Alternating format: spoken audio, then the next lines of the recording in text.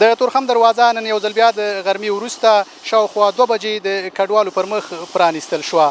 نن په لومړۍ ورځ هغه کسان چې پاکستان کې په محبسونو او جیلونو کې بندیان وو هغه راواړول شول. دا د افغان کډوالو هغه کتار دی چې د تورخم لارې پرانیستو ته یې شیبې شمارلې. دوی وایي پاکستاني لوري ډیر ځورولي او ورسره د ډیورن کرښې پورې غاړه ډیر ناوړه چلند شوی. راستانه شوي کډوال وایي خوښ دي چې بیرته خپل هیواد ته راستانه شول. او د یوه نیمه میاشت نه بندیان ول دا او ډیر ظلم یې راخیستی او په دې افغانانو ډیر ظلم کاوه او اوس دې نه په خیر خیرت خپل وطن ته راواوښتلو او دې ظالمانو ډیر ظلم کاوه پنجابیانو هلته. چېرته به یم چې ولې له افغانۍ لکه کافر چې ویني دونه ظلم به یې کوم. د یهود او نسوارا هم دې نه ښه دي الله یې دوی تباه برباد کړي. اوس راورسېدو خپل وطن ته او شکر وباسم ډېر خوشحاله یم الحمدلله. ښه قدر وشو او ښه راغلاست یې موږ ته وکړو او د خپلو طالبانو نه موږ ډېر خوشحاله یو او ډېره مننه کوو.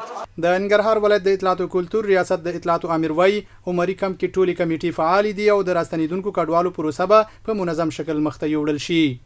د تورخم دروازه یو ځل بیا د افغان مهاجرینو پر مخ باندې له شاوخوا 20 ورځنۍ ځنډ وروسته پرانیستل شوه چې اوس عملا دلته د افغانستان اسلامي امارت د کډوالو ستونزو ته د رسیدنې کمیسیون ټول 12 هیئتونه په خپلو خدماتو باندې بوخت دي. یو ساحې خپل پرسونل استولی او دلته بشپړ چمتووالی نیول شوی ده تر څو پورې چې څومره افغانان د خپل هیواد ته راستنیږي د هغوی ښه پالنه وسي او ستونزې مشکلات یې په وخت باندې حل او خپلو ساحو ته په منظم ډول باندې ولېږدول شي.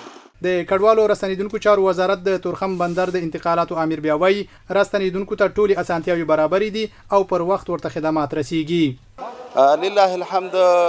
نن ورځ هغه کډوال ورونه چې په پاکستان کې سار و نو اوس مهال راغله تقریبا 50 ډیپورټین لرو اوس او دلته د اسلامي امارت ټول ارګانونه پوره متوجه دي او الحمدلله ټول فعال دي.